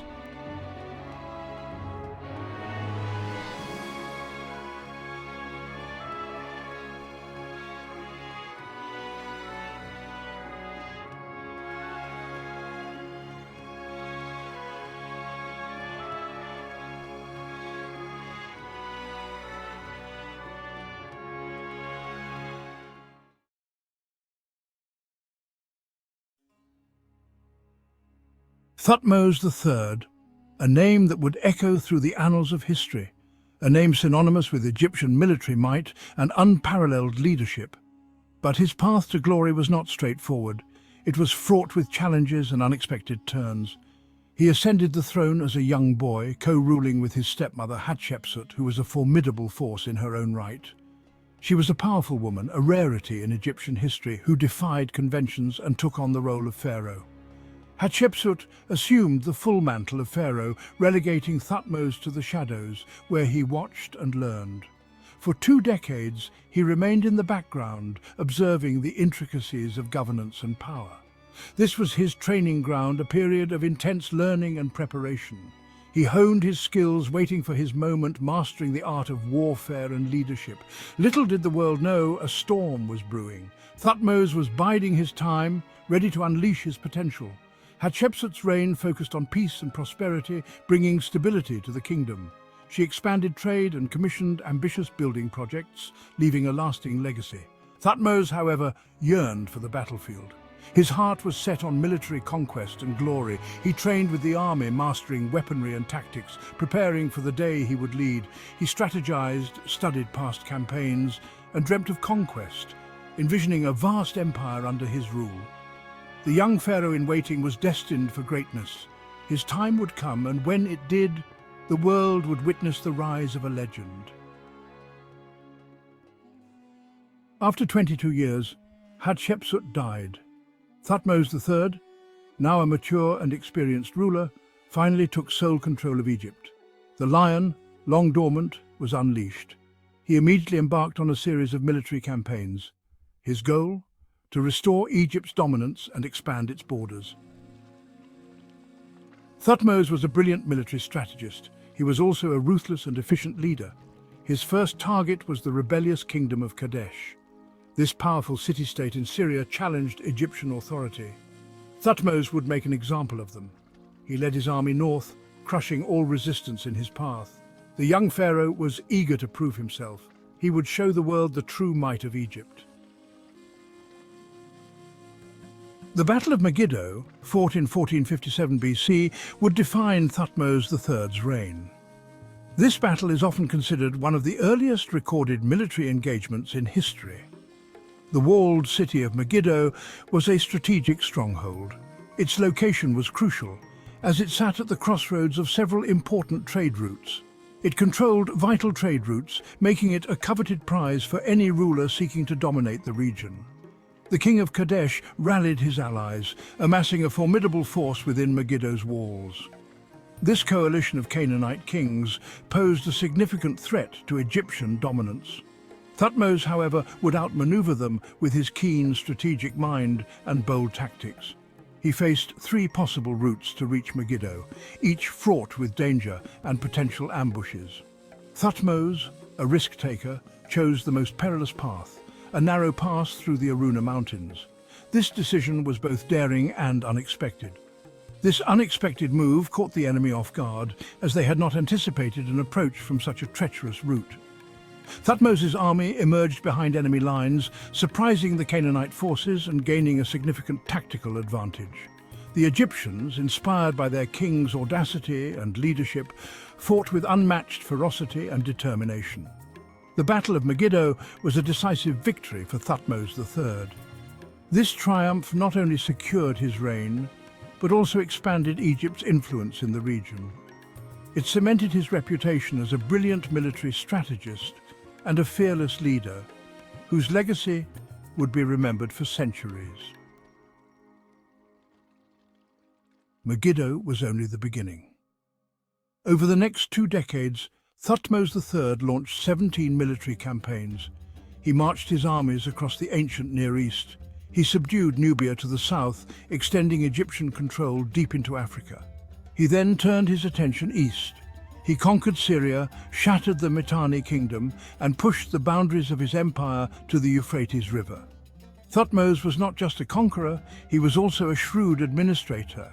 He established governorships in conquered territories. He implemented efficient systems of tribute collection. These strategies ensured the flow of wealth and resources back to Egypt.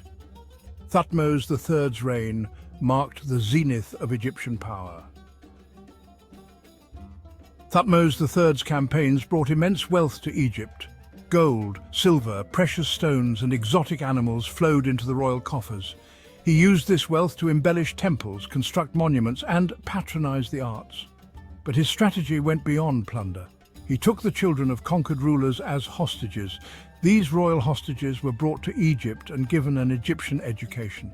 They learned the Egyptian language, culture, and administration.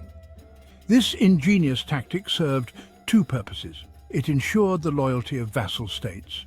It also created a class of foreign officials sympathetic to Egypt. They would later govern their homelands, effectively extending Egyptian influence. Thutmose III was a prolific builder. He commissioned magnificent temples, towering obelisks, and colossal statues. He expanded the temple complex at Karnak, adding the impressive Akhmenu, a grand festival hall dedicated to his achievements. He erected obelisks throughout Egypt, inscribed with accounts of his victories. He wanted his legacy to last forever. Some of these obelisks still stand today. They serve as a reminder of his power and ambition. One such obelisk, later transported to Rome, now graces St. Peter's Square at the Vatican. Thutmose's architectural projects were not merely displays of power, they were also essential economic drivers. They provided employment for thousands of workers, stimulating the Egyptian economy. Unlike many rulers, Thutmose III did not shy away from the truth. He inscribed the walls of his monuments with detailed accounts of his campaigns. These inscriptions, known as the Annals of Thutmose III, provide valuable insights into his reign. They describe his military strategies, the ferocity of the battles, and the vast booty he collected. They also reveal his personality, a determined, ambitious, and deeply religious ruler. The Annals are not mere propaganda. They are honest accounts of a remarkable reign. They are a testament to Thutmose III's desire to preserve his legacy for eternity. Thutmose III was not just a warrior king, he was also a skilled administrator. He reformed the Egyptian bureaucracy, making it more efficient. He standardized weights and measures, facilitating trade. He invested in irrigation projects, increasing agricultural output. He patronized the arts and sciences, leading to a flourishing of culture and learning. Thutmose's reign wasn't solely defined by conquest. It was a period of peace and prosperity. His administrative reforms had a lasting impact on Egypt. They ensured stability and economic growth for generations to come. After over 3 decades of rule, Thutmose III died in 1425 BC. He left behind a vast and stable empire. He was laid to rest in the Valley of the Kings, surrounded by the splendor befitting his status. His son Amenhotep II inherited a prosperous and powerful kingdom. Thutmose's legacy, however, extended far beyond his bloodline. He was remembered as the epitome of the warrior pharaoh, a ruler who expanded Egypt's borders and filled its coffers. His name resonated through the ages, a byword for military genius and administrative acumen.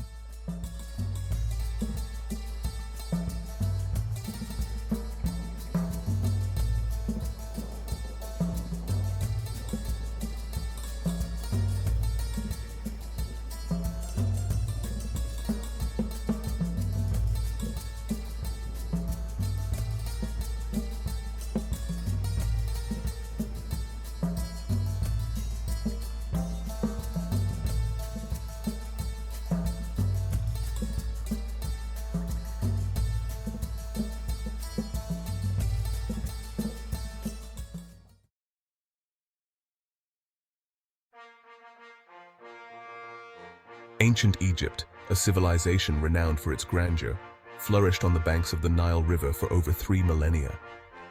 The Egyptians were deeply connected to the natural world, their lives entwined with the rhythms of the sun, moon, and stars. This profound relationship is evident in their religious beliefs, social structures, and daily activities. The Egyptians observed the celestial dance of the sun and stars, recognizing their cyclical nature and the life-giving properties of the sun. They developed a complex understanding of astronomy, using it to track time, predict the Nile's floods, and align their monumental structures with celestial events. The celestial bodies, with their predictable movements, were personified as gods and goddesses. The sun, the most prominent celestial body, was revered as Ra, the creator god, who sailed across the sky each day in his solar bark. Let us journey back in time and delve into the Egyptian experience of day and night, uncovering the secrets of their celestial beliefs. As the sun began its descent in the west, a sense of tranquility descended upon ancient Egypt. The fiery orb dipped below the horizon, marking the end of the workday and ushering in the night. Unlike the bustling activity of the day, the night held a different significance for the Egyptians, a time for rest and reflection. The Egyptians believed that the night was a time when malevolent spirits roamed freely. To ward off these unseen forces, they performed protective rituals, seeking the guidance and protection of their gods. The night sky, a breathtaking tapestry of twinkling stars, held a particular fascination for the Egyptians. Astronomers, priests with specialized knowledge of the heavens, played a crucial role in Egyptian society. The night was not just a time for rest, but also a time for connecting with the divine. The Nile, the lifeblood of ancient Egypt, played a pivotal role in shaping the Egyptian perception of time and the cosmos. Its annual floods, predictable yet awe-inspiring, were the heartbeat of Egyptian civilization. The Egyptians observed that the Nile's inundation coincided with the rising of Sirius, the dog star, in the eastern sky just before dawn. The Egyptians developed a sophisticated calendar based on the solar year, dividing it into 3 seasons: Akhet, inundation; Peret, growing; and Shemu, harvest. The Nile's rhythmic cycle of flood and recession mirrored the cyclical nature of day and night. The Nile, in essence, embodied the cyclical nature of time and the Egyptian belief in the enduring power of the cosmos. The Egyptians were meticulous timekeepers, their lives governed by the celestial rhythms of the sun, moon, and stars. They developed sophisticated methods for measuring time, dividing the day and night into equal segments and creating calendars that aligned with the solar year and the Nile's floods. To measure time during the day, the Egyptians used sundials, simple yet effective devices that tracked the sun's movement across the sky. At night, they relied on water clocks, ingenious devices that measured time based on the steady flow of water from a vessel with a small hole. The Egyptians developed 2 main calendars: a lunar calendar based on the cycles of the moon, and a solar calendar based on the sun's journey around the earth. Accurate timekeeping was essential for religious practices, as temples throughout Egypt adhered to strict schedules for daily rituals and offerings. Time for the Egyptians was not linear but cyclical, intricately linked to the movements of celestial bodies. Death, for the ancient Egyptians, was not an end, but a transition to another realm, the afterlife. Just as the sun journeyed through the underworld each night, so too did the deceased embark on a perilous journey through the underworld. The Egyptians envisioned the underworld as a subterranean world, shrouded in darkness and ruled by Osiris, the god of the dead. The deceased's journey through this shadowy realm was fraught with danger, requiring them to navigate treacherous paths and prove their worthiness to Osiris.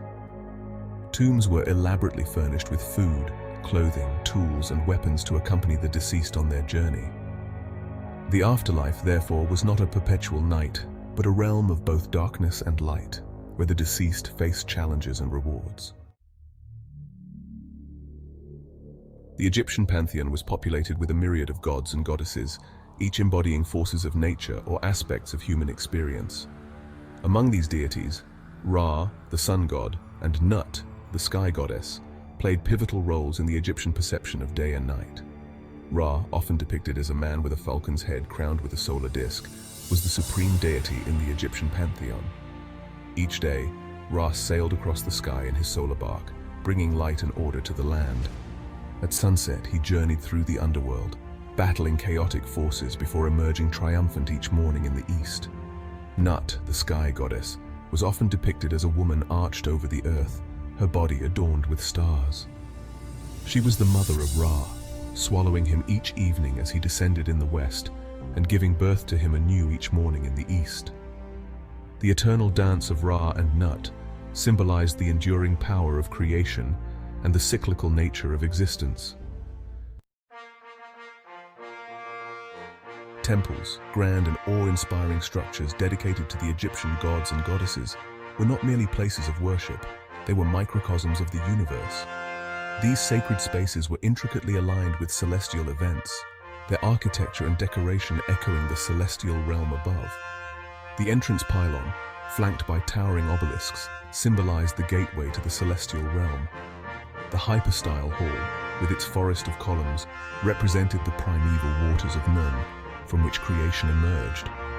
The sanctuary, the most sacred part of the temple, housed the cult statue of the temple's deity. Temples were also aligned with significant astronomical events, such as solstices and equinoxes. The decoration of temples further emphasized their celestial connections.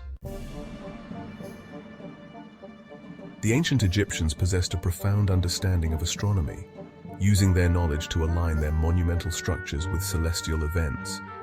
Pyramids, the most iconic of all Egyptian monuments, were not randomly placed, but carefully oriented to the cardinal directions. The 4 sides of the Great Pyramid of Giza, for instance, are aligned almost perfectly with north, south, east, and west. Temples were also aligned with significant astronomical events, such as solstices and equinoxes. The Egyptians believed that aligning their structures with celestial events imbued them with cosmic power, and ensured their stability and longevity. These alignments were powerful expressions of the Egyptian worldview, reflecting their deep reverence for the cosmos. The ancient Egyptians lived in a world deeply intertwined with the rhythms of nature, their lives governed by the cyclical dance of day and night. Their perception of these cycles was not merely functional, but deeply spiritual. Their meticulous timekeeping practices, their alignment of monuments with celestial events, and their elaborate funerary rituals all point to a civilization deeply aware of its place in the grand scheme of the cosmos. The Egyptian fascination with day and night, with the cyclical nature of time and the eternal dance of celestial bodies, continues to captivate us today. The Egyptians, in essence, left behind an enduring legacy, reminding us of the power of observation and the timeless allure of the cosmos.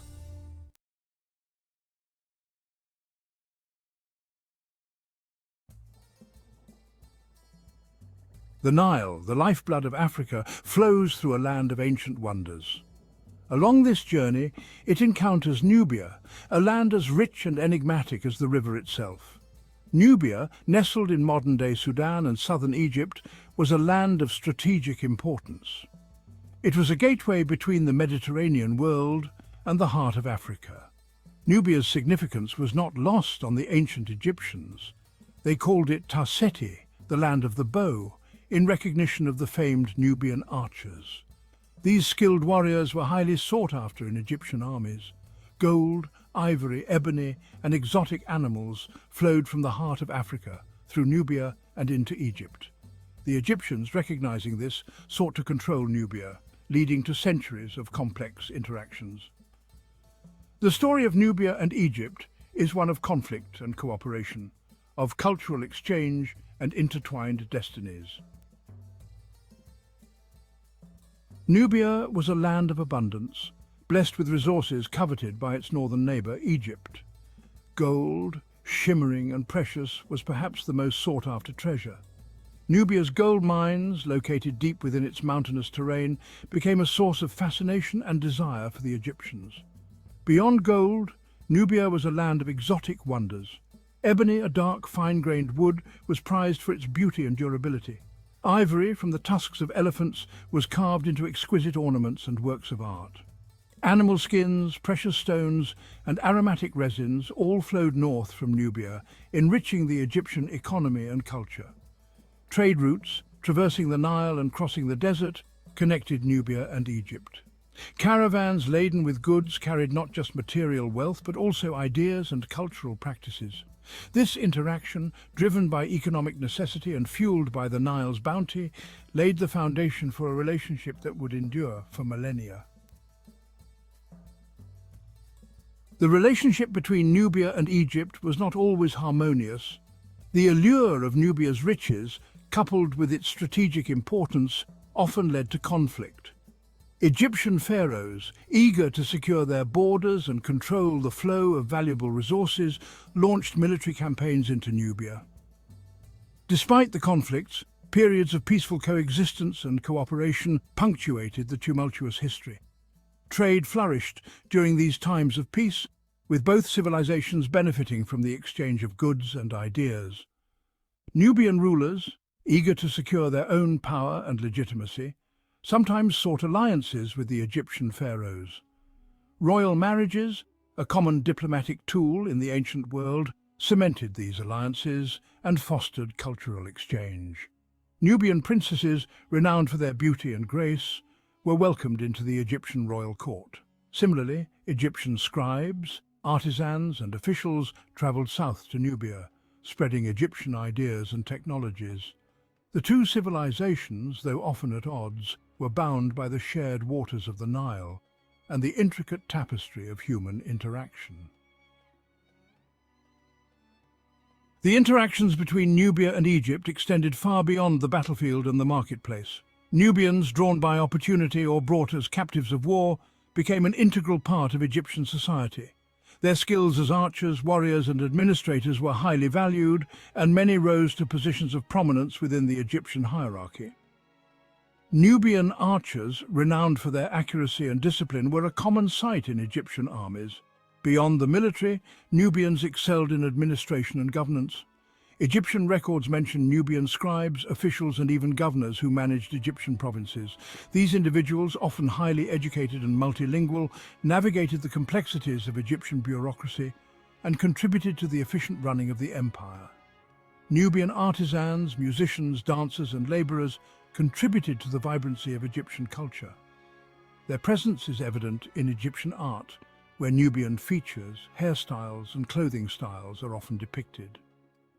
The adoption of Nubian cultural elements highlights the dynamic nature of Egyptian society and its ability to absorb and adapt to foreign influences. The rise of Kush, a Nubian kingdom's ascent. Around the 8th century BCE, a powerful kingdom emerged in Nubia, centered at the city of Napata. This kingdom, known as Kush, would challenge Egyptian dominance and eventually rule over the land of the pharaohs. The Kushites, deeply influenced by Egyptian culture, adopted many of its customs and beliefs. They worshipped Egyptian gods, built pyramids and temples in the Egyptian style, and even adopted hieroglyphic writing. However, they also retained their own distinct traditions, language and artistic styles. Kushite kings, powerful rulers who commanded vast armies, presented themselves as the legitimate heirs of the pharaohs. The rise of Kush marked a turning point in the relationship between Nubia and Egypt.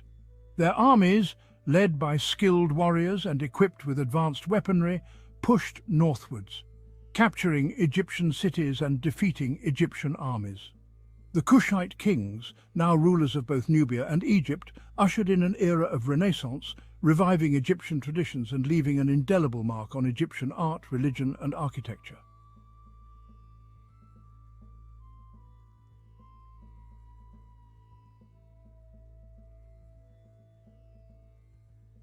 The 25th dynasty, established by the Kushite king Payeh around 747 BCE, marked a significant moment in Egyptian history.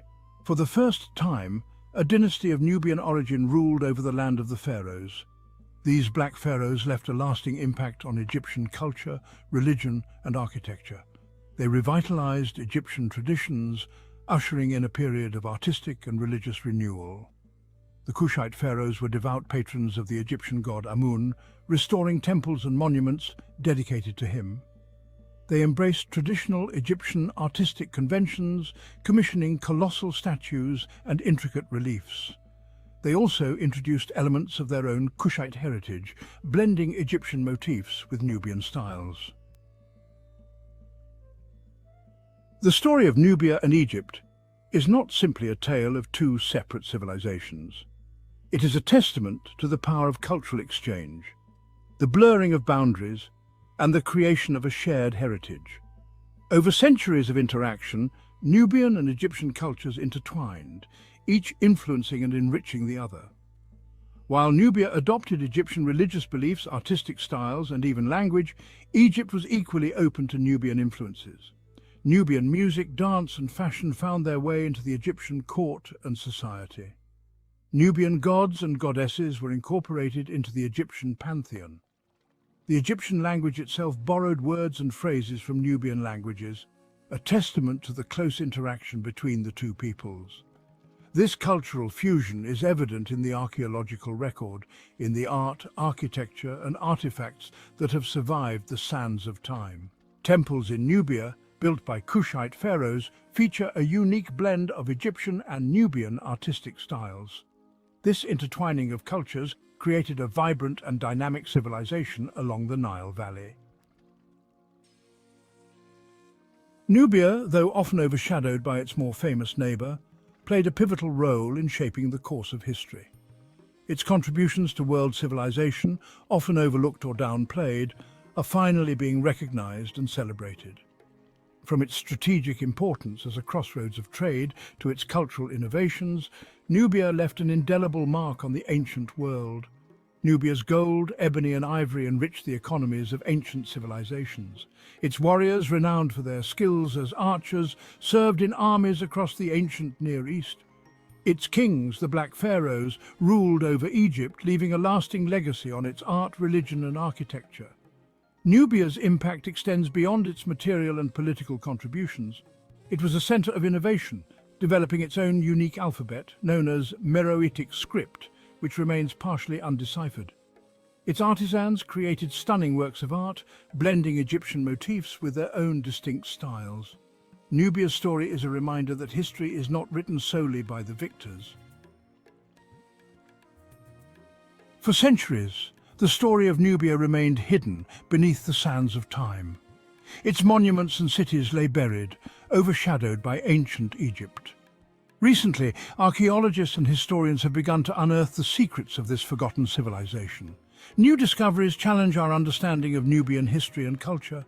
Excavations at Kerma, Napata and Meroe reveal Nubia's social structure and artistic achievements. The decipherment of Meroitic script is unlocking Nubian language and literature. Studying Nubia is about recognizing its contributions to world history and celebrating its unique identity. As we unearth Nubia's treasures, we see history as a dynamic and evolving narrative.